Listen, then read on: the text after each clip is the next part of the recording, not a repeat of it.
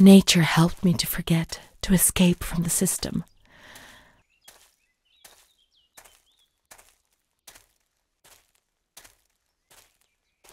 The scent of spring. The land of light was far away, and we spent the days chatting on the stone benches.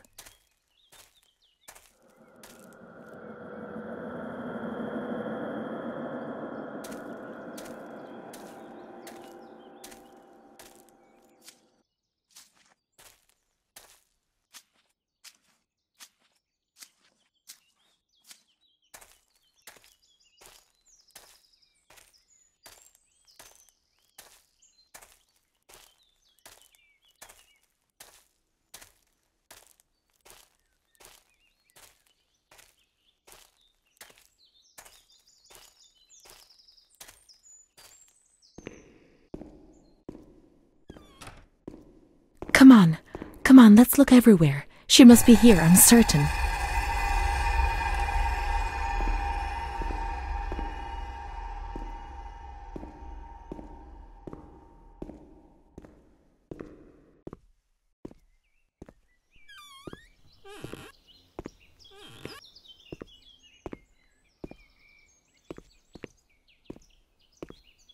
Adele, that little girl has been standing motionless in front of the kitchen door for hours. Poor thing, I gave her some candy. She ate it without a word and remained motionless. I don't think she's very well. We used to see her now and again, but now she's always there. I'm going. The doctor's not here. He's coming this afternoon. Try and speak to him.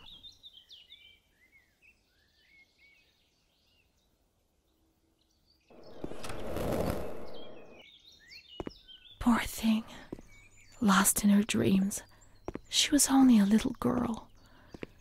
But nobody gave her a cuddle. They punished her instead. They said she was sick and her dreams were troubling her. They weren't even hers anymore. I need her, but we will find her. We'll find her, won't we? When the water in the shower was cold, we ran away. But when it was hot, then she came to Renee under that cruel white light. I can still feel the shivers her body gave me. Everything must return to how it was. If we recreate that magic, she'll come to us.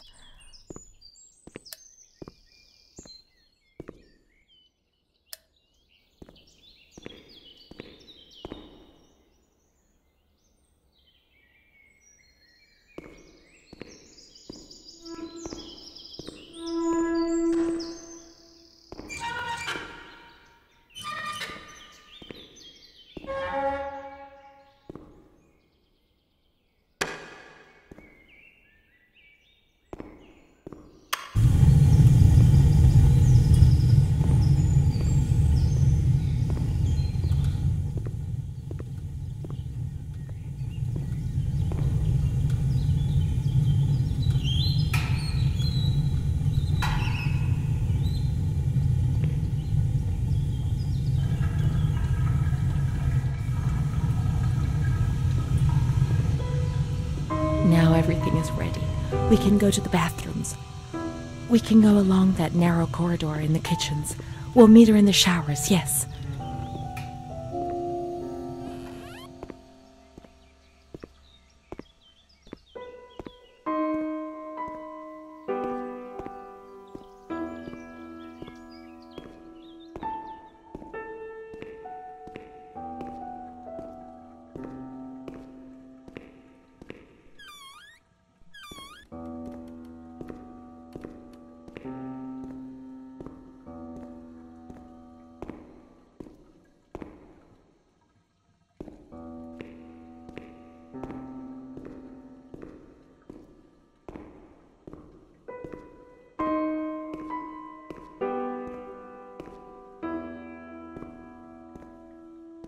Now everything is ready.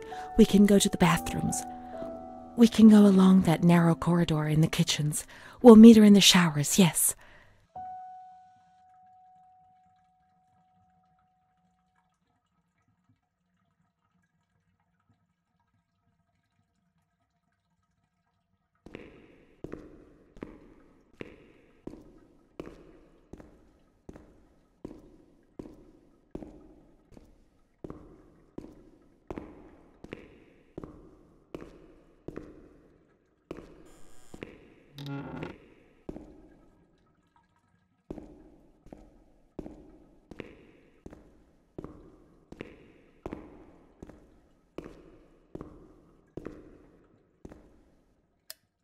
Everything's ready. Let's get undressed and leave our clothes on the hooks in the changing rooms.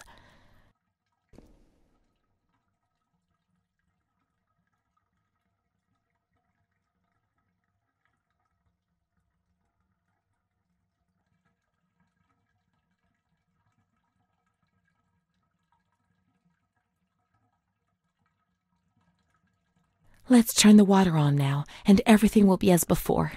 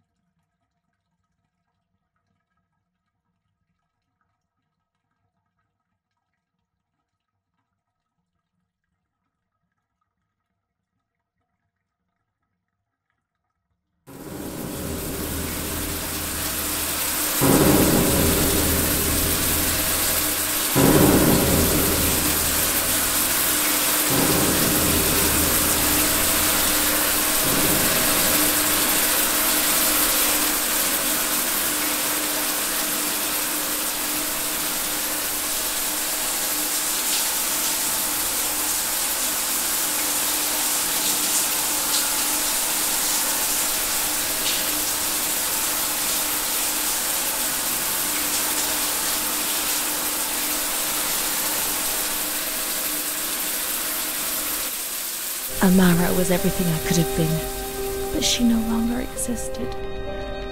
I'd have loved to erase everything I did, but instead I always went ahead and did it again. It was my fault, and she disappeared from my life.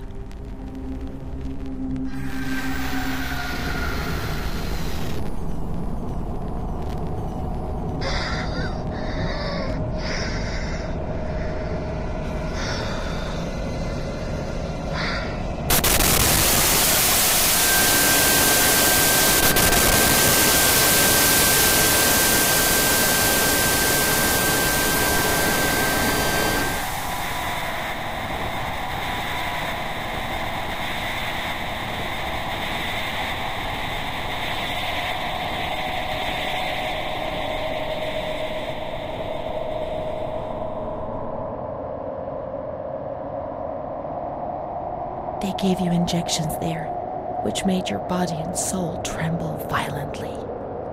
A whirlwind of anguish and unbearable pain. I lived in terror of the next time. They had taken me upstairs to that ward where no one wanted to go.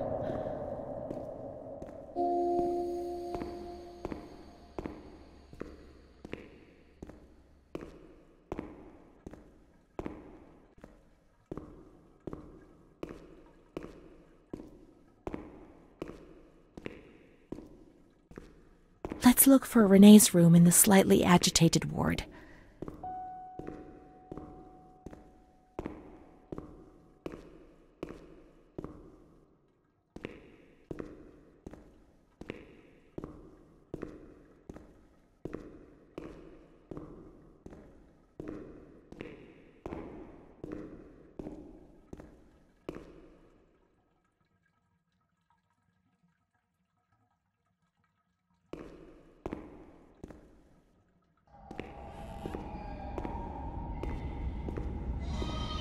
When there was too much chaos, they closed all the windows and the door. They turned off the lights, and it was pitch black.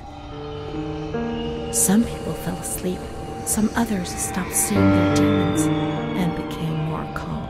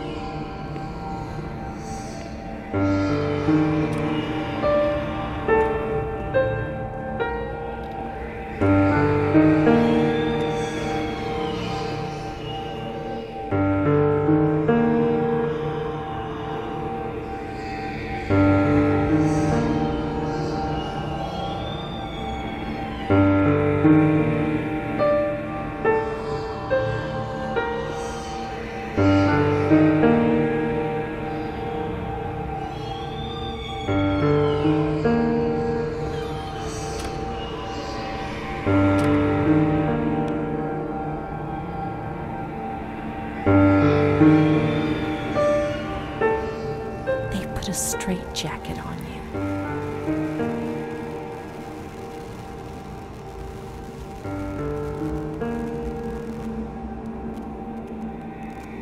They gave you a cold shower.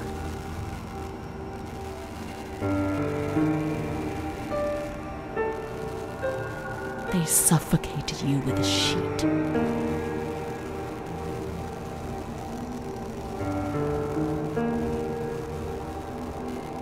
They tied you to the bed. They tied me to the bed.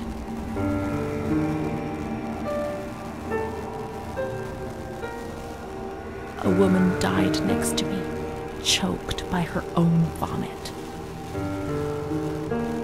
She was tied down because she wouldn't stop pleasuring herself. I can still hear her death rattle. I screamed, but nobody came. Everybody screamed in there, all of them.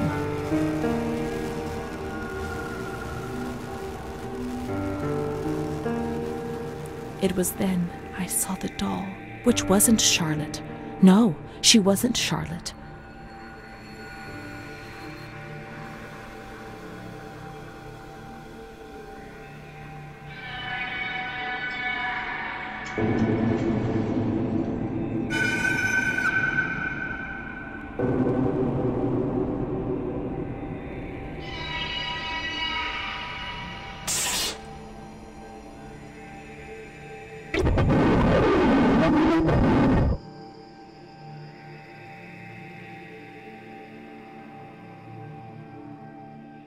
The past came back to hurt me again.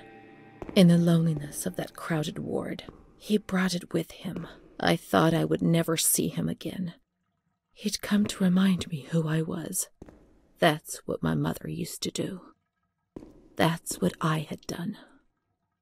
It seems that my life in here was just a repeat of what it had been outside.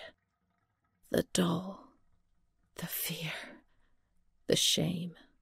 I'd have loved to erase everything I did, but instead I always went ahead and did it again. Montefoscoli, November 12th, 1939. My dear daughter, it is with great sadness that I heard what happened. Your transfer and your sufferings are a cause of great worry for me. It will take time, but you'll see, things will improve. They'll treat you and you'll get better again. I pray a lot, every day. Write to me often and tell me if you need anything. I promise I'll do what I can. Try to be strong. Mom.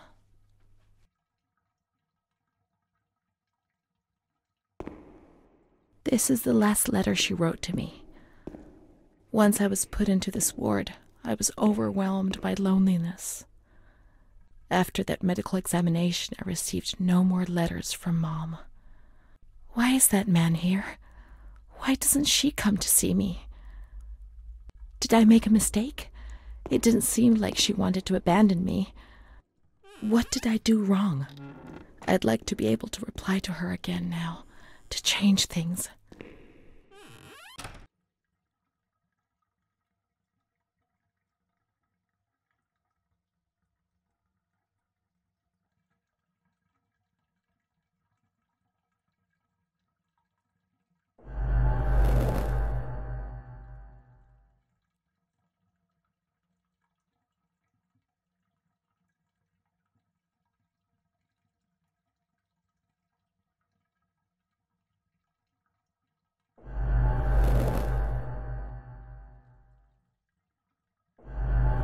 Perhaps she would have listened to me. Will she reply?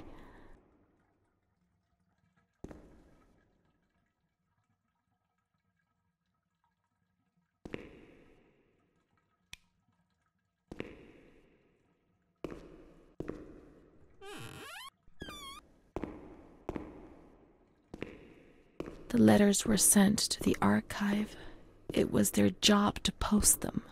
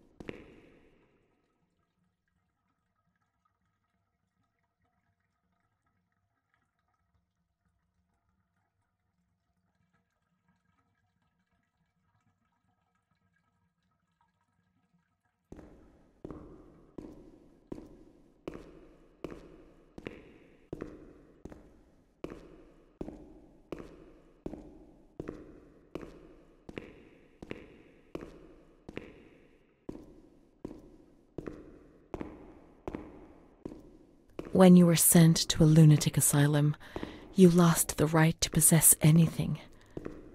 Everything you arrived with was packed up and stored here, even the clothes you were wearing, in case you were released one day, but far too many never left.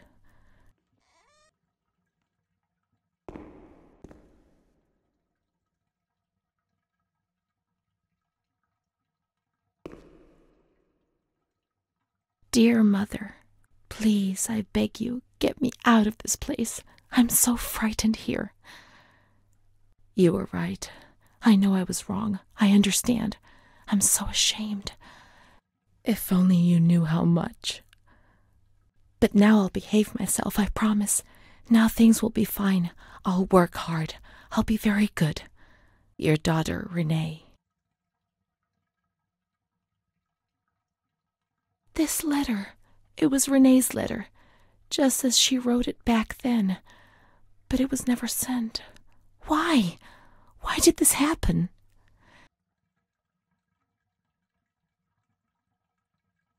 I received your letter, Mom. You tell me to be patient and strong, while I only feel fear and pain. And you don't write to me anymore. If only these words could be my soul, I'd tell you what was happening to me. The kids want to kill me. They all look the other way and tell me what to do. I don't understand. She helps me, but what have they done to her? Can you tell me? Will you help me? Renee.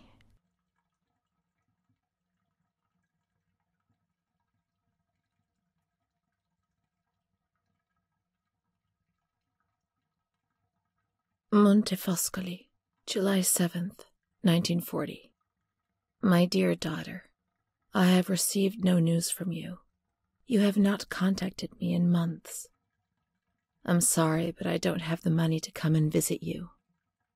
Do you remember Mr. Onofrio? He'll soon be in Volterra for business. I've asked him if he would be kind enough to ask the director for some news about you. I hope he'll bring me some good news when he returns, but please write to me. I know that I was strict with you. You have to forgive me. I didn't think. I've given Mr. Onofrio a new doll for you. You told me that you lost yours, and I know you loved it so much. It's not as nice as your Charlotte, but I hope that it will comfort you nonetheless. Keep your chin up, darling. Everything will be fine, you'll see. Mom.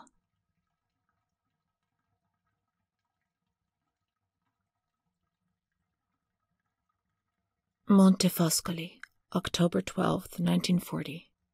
My dear daughter, I've written 2 letters to you and have received no reply. Every day I'm anxiously waiting for a letter. Mr. Onofrio's back. He brought you the doll. Do you like it? He told me he was unable to speak to the director, but managed to see you. I pray for you every day. Even Don Gino said a prayer for you during Sunday Mass. Isn't that nice? I've made up my mind, Renee. I'm bringing you home. I've already written to the director. I told him that I'll take care of you. I'm not very well at the moment and can't work, but I'll get better soon, you'll see. And as soon as I can make the journey, I'll come and fetch you. I know you're suffering a lot, but please be strong, I beg you. Mom will come to fetch Renee, won't she? Mom is good, but she's not well. That's why that man came. The doll.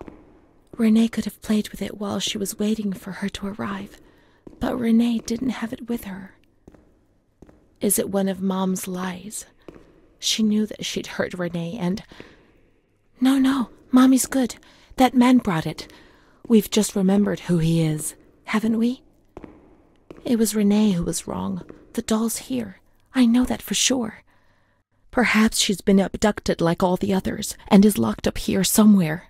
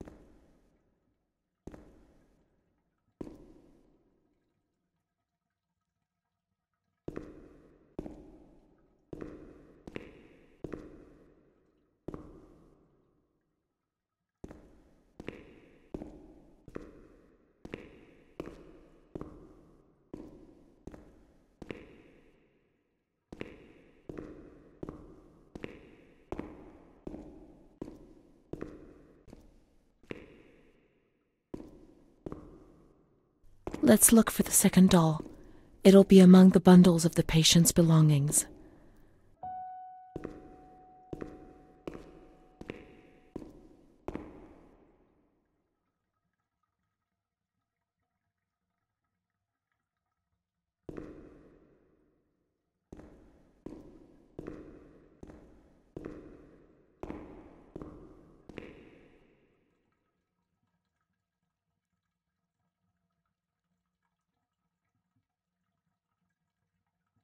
Now we can open the bundle on that table in front of the window.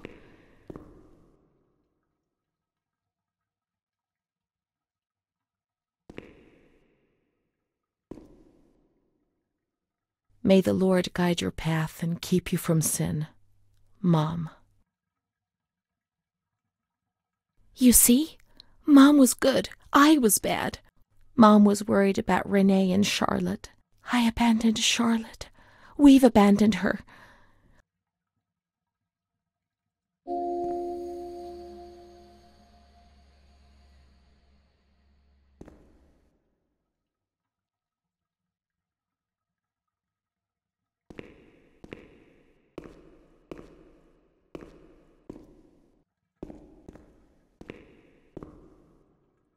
Let's look for Charlotte. We have abandoned her. Will she still be where we abandoned her, under the warm lights?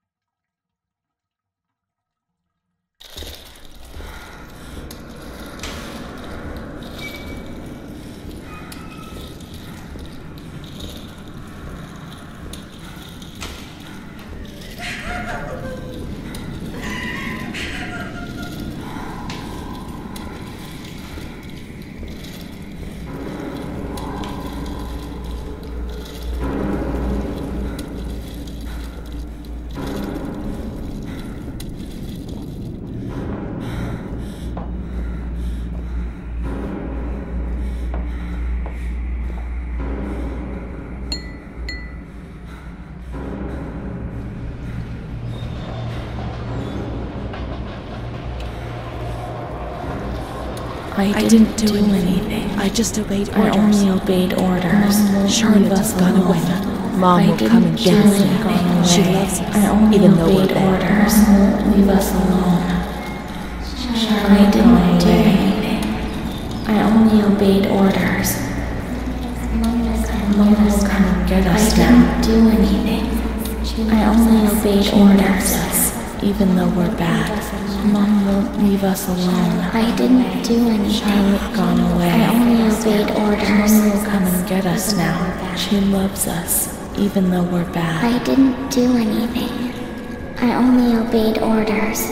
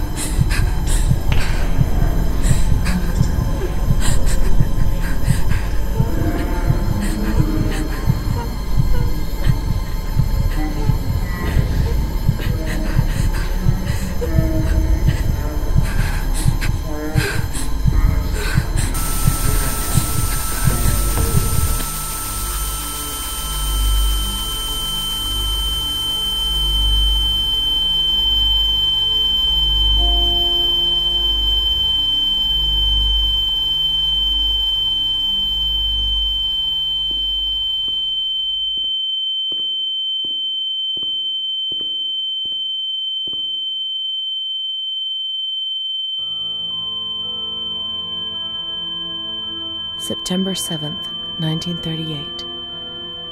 The patient frequently indulges in recriminations expressed in an explosive tone of voice. This morning she threw away the milk, saying it was full of urine, spittle, and all kinds of other filth.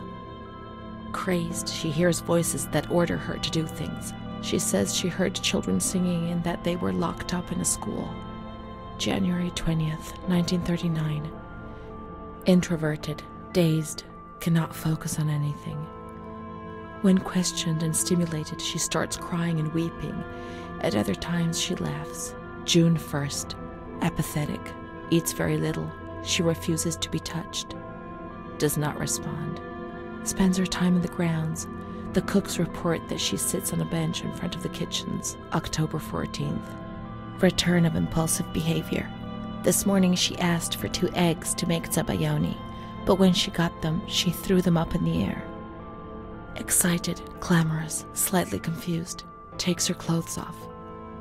December 8th. Tied to bed for 15 days.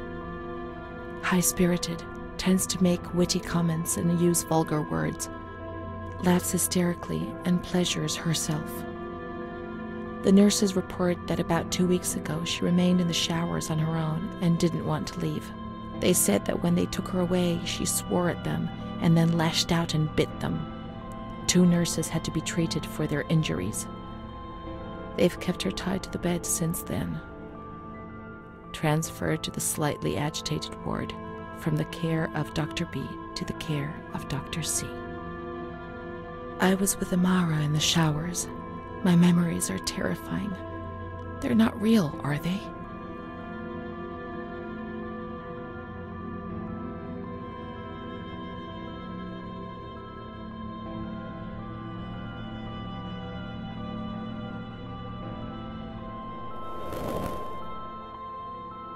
December 15th.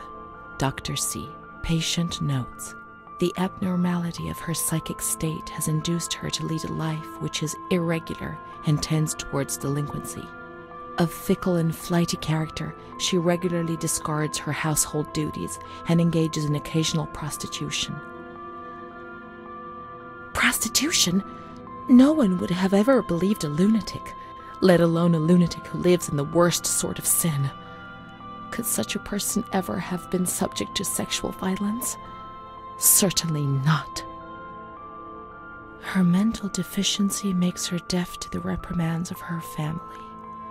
She has shown suicidal tendencies. She was brought to the ward yesterday, agitated and hysterical. Treated with cardiazol, 2 injections a week for 5 weeks. They were only trying to confuse us with the therapy, and my God, they succeeded. It was as if they wanted to instill the madness into us.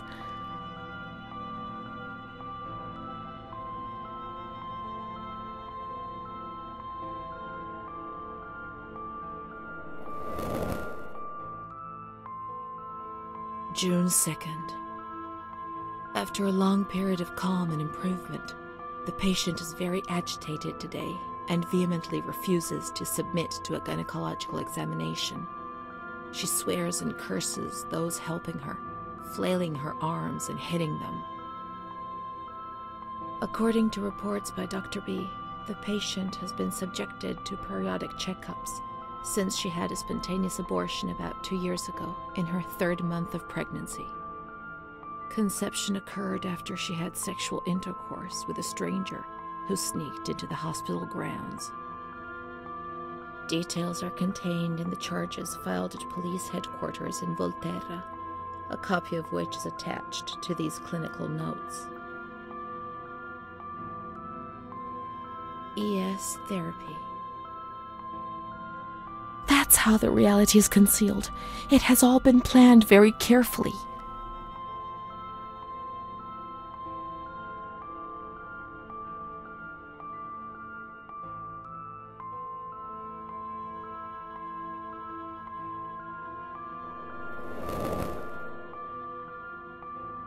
June 13th. The nurses report that she descended into a state of great mental confusion after receiving her mother's letter. She threw her soup over another inmate because she was very anxious. and then punched a nurse. Impulsive, flails about her. She rails against the doctor in vulgar terms while he is examining her, lashes out and spits. Block all correspondence to give the patient no further reason to become agitated. August 20th, tied to bed. The nurses report that the patient is extremely agitated after the visit of a relative or family friend. 2 days later, she is still shouting all the time that he commands her, that she must obey and harm herself, and that she is not Charlotte. All visits forbidden, constrained to bed, and intensification of ES therapy until we achieve results. No contact with the outside. That way nobody knew what was happening within these walls.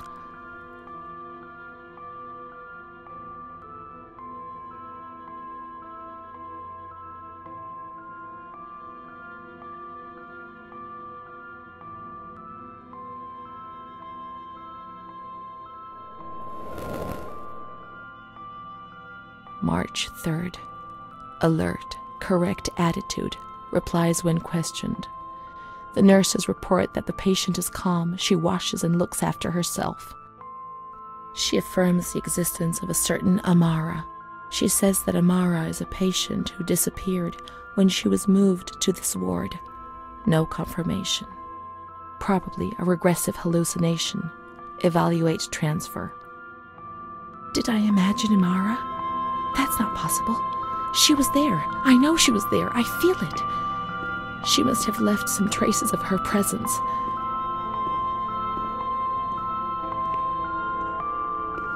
We can look for her things in the storeroom containing the bundles of the patient's belongings on the upper floor.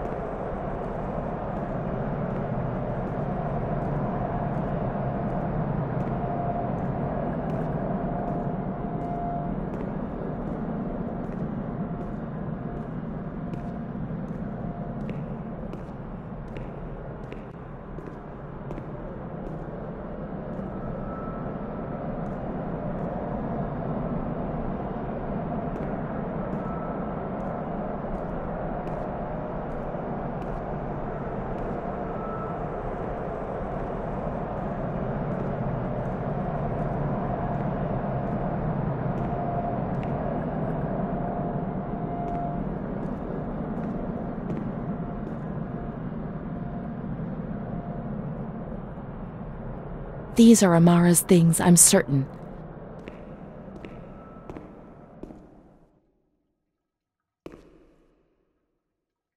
March 12th, 1938. The young girl Renee arrived today. Poor thing, she was terrorized. You see, she remembers the first time we met.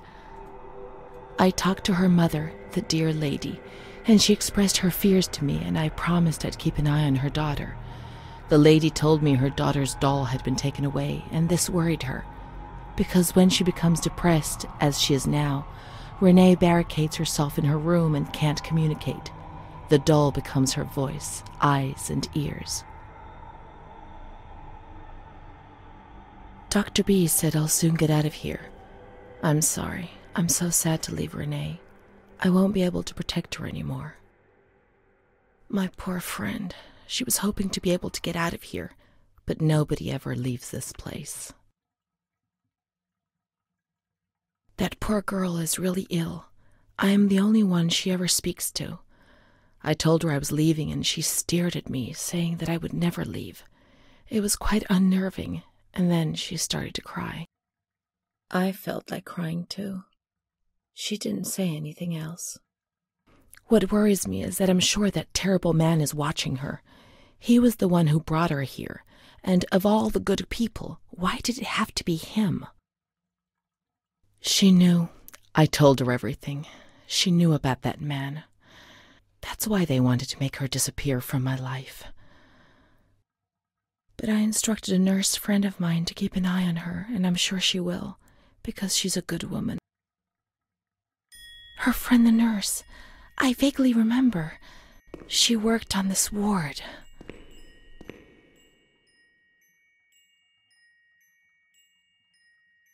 Amara, there she is. She existed. She really did exist. There she is, my friend. Here we are together. How could I have imagined for a single moment that she never existed?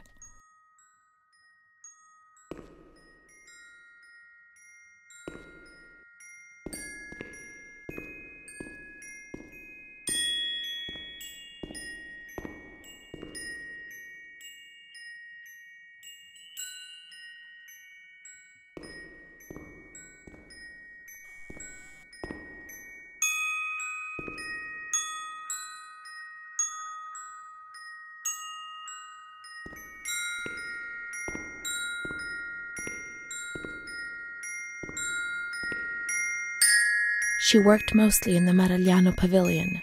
Let's get out of here and find that pavilion. Renee was alone here. Charlotte had abandoned her. And without Charlotte, Renee couldn't communicate with the outside world. Mother knew that.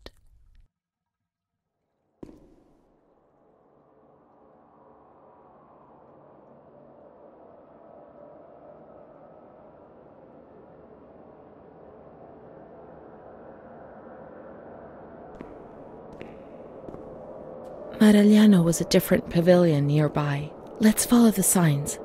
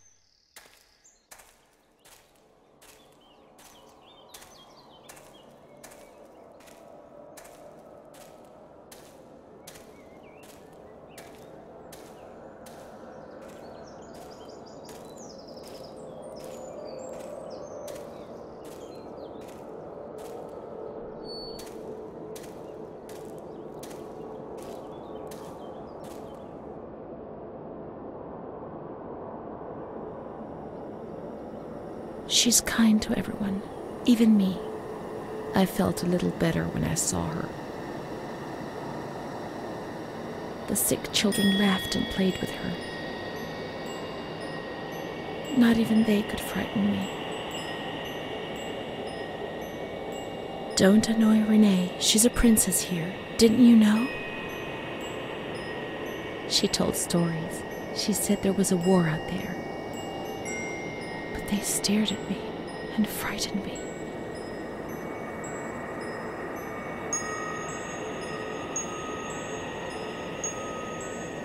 They would come to look for me in the evening, and then no one would have protected me. Not even you, Charlotte. Am I right?